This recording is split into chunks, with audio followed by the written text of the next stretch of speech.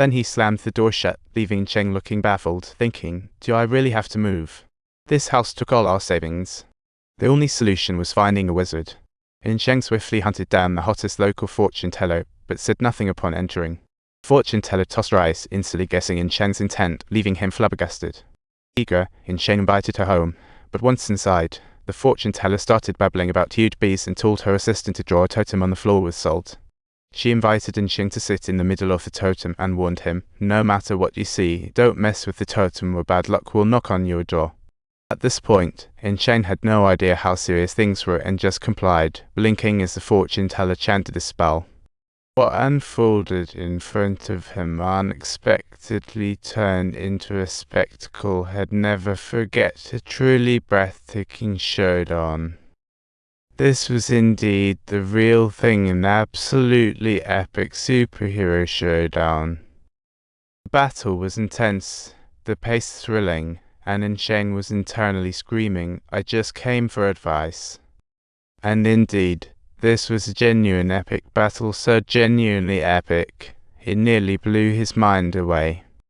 The rescue team promptly arrived on the scene then, even though they had probably never anticipated being involved in this wizard showdown taking place within the Archives Bureau. After some searching, they found Jean's body at the bottom of the Cliffs Lake. It was tragic. According to the investigation, it looked like Shiyuan had turned into a sculptor but tragically slept into the lake, and Cheng felt like his heart was being ripped. Dongchai freed up on Saoki, blaming him for not watching over his brother, and that stung Saoki like a needle to the heart. Saoki was a wreck, crying like a fountain, and the day Shiyuan was cremated, but no one paid attention. Dongchai shot Saoki a look so fierce it could cut glass. Little did he know a family murder mystery was about to unfold. Cheng tried to intervene, but by then, Dongchai was out of his mind, knocking him out cold and charging towards Saoki. And so the dramatic opening unfolded, leaving Cheng waking to the horrifying sight of Saoki being taken away. And that's where the story cuts off, leaping back to 2017, where Cheng finally spills his long-held secret to Ming. He brought Ming-Su to the basement and declared, Saoki is hidden right behind this wall. Ming-Su approached the door, opened it, and upon seeing the wall, felt it like it had an itch. This made him doubt Cheng's words, so he returned to the church to think it over and decided to investigate. He began to research the house's history and stumbled upon a jaw-dropping discovery. It was built in 1942. This was built by top-notch Japanese onmyoji, General Jibu, with a mysterious history surrounding November 11. Back then, the general and his wife mysteriously vanished without a trace here, super creepy. Then came November 11, 1967, when another family vanished without a trace, and there were no signs of a break-in. The missing included a mother and her 2 daughters, and then in 1992, it was Saoki, also on November 11. After these events, Ming-Su noticed a shocking pattern. All disappearances were 25 years apart. Lucky for him, today is November 11, 2017, and Ming-Su finally puts 2 and 2 together, believing he returned to Cheng's house and presented the findings, and Cheng put on reading glasses like a schoolboy. To his shock, he realized that the people who appeared during the fortune teller's ritual were the same folks missing in the photos. Since they'd all been here, Saoki might be too. Thinking this, Cheng firmly rejected Ming-Su's plea. Cheng decided, no, this might be my only chance to see my son again.